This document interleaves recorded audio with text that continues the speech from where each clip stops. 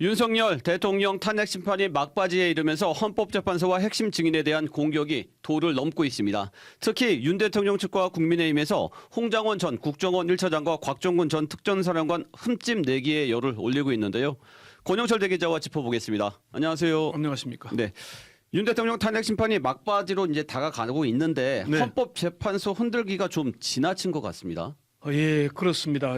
여당인 국민의힘에서 사실도 아닌 가짜 뉴스를 근거로 헌재 소장 권한 대행을 공격하고 네. 탄핵 심판 진행 중인 헌재를 항의 방문하고 정말 왜 이러는 걸까요? 헌법기관을 흔들어서 얻을 이익이 무엇인지 모르겠습니다만은 지나쳐도 좀 지나칩니다. 네. 어쨌건 다음 주에 9차와 10차 변론길이 추가로 잡혔으니까 탄핵 인용이나 기각이냐 여부는 3월 초쯤 결정될 걸로 관측이 됩니다. 그렇군요. 어제 8차 변론길이 열렸는데 네. 윤 대통령이 직접 홍장원 전 국정원 1차장에 대해 집중 공격을 했는데 네. 왜 그런 걸까요?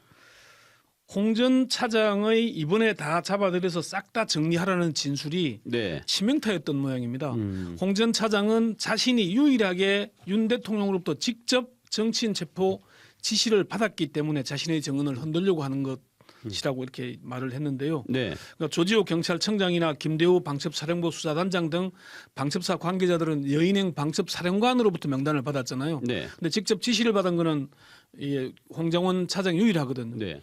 그래서 이제 윤 대통령은 어제 그 18분 넘는 발언 시간의 대부분을 홍장원 깎아내리기에 사용을 했거든요. 일부 내용 들어보시죠.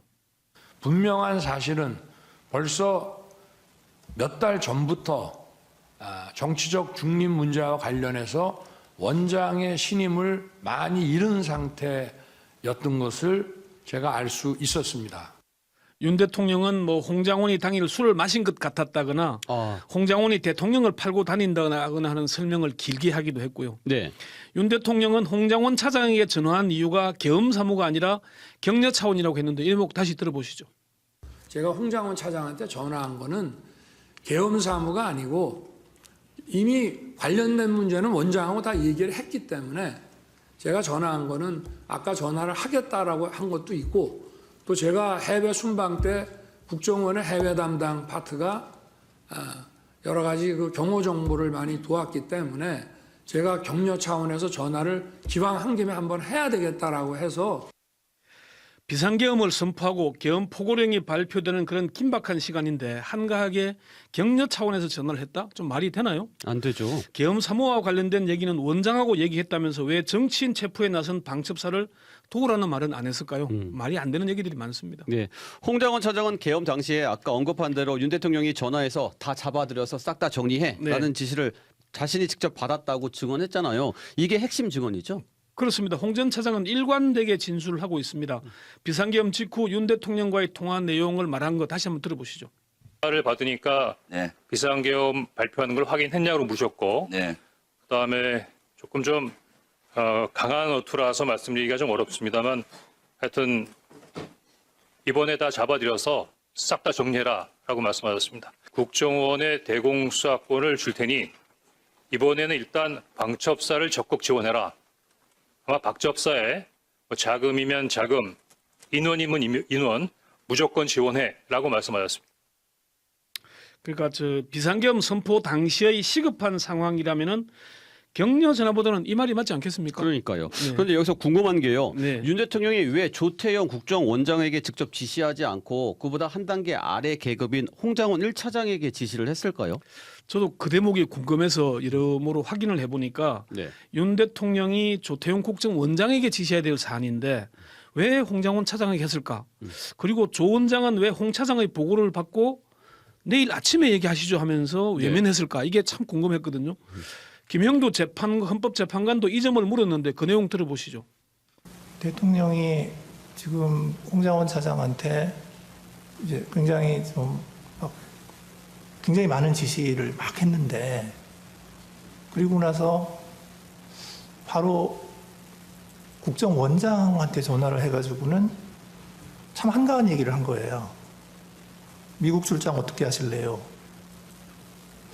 좀 잘 이해가 간 거거든요. 그래서 대통령께서 53분에 홍 차장한테 그런 얘기를 하셨는지에 대해서 저는 확신이 없습니다. 홍 차장 말을 신뢰하기가 좀 어렵습니다.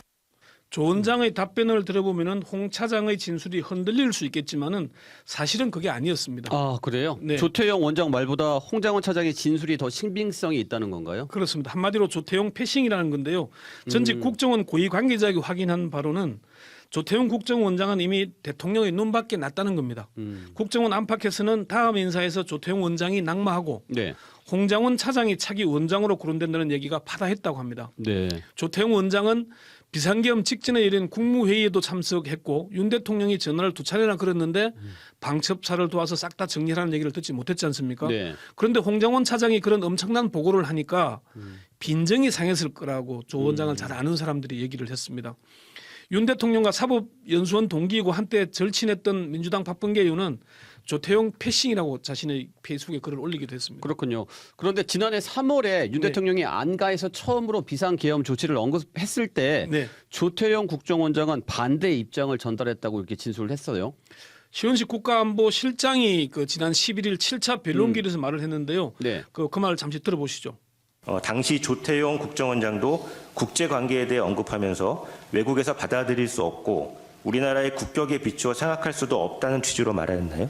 국정원장도 그런 취지로 말씀을 드린 거로 제가 기억하고 있습니다. 지난 2022년 이른바 바이든 날리면 논란 때에도 자신이 한 발언인데 사실 여부에 대해서는 끝까지 확인을 하지 않았습니다. 네, 그렇군요. 여기까지 듣겠습니다. 권영철 대기자 수고했습니다. 지금까지 CBS 박지환의 뉴스톡이었습니다. 노컷으로 보는 뉴스의 새로운 기준. 지금 알림과 구독 설정하시고 함께하세요.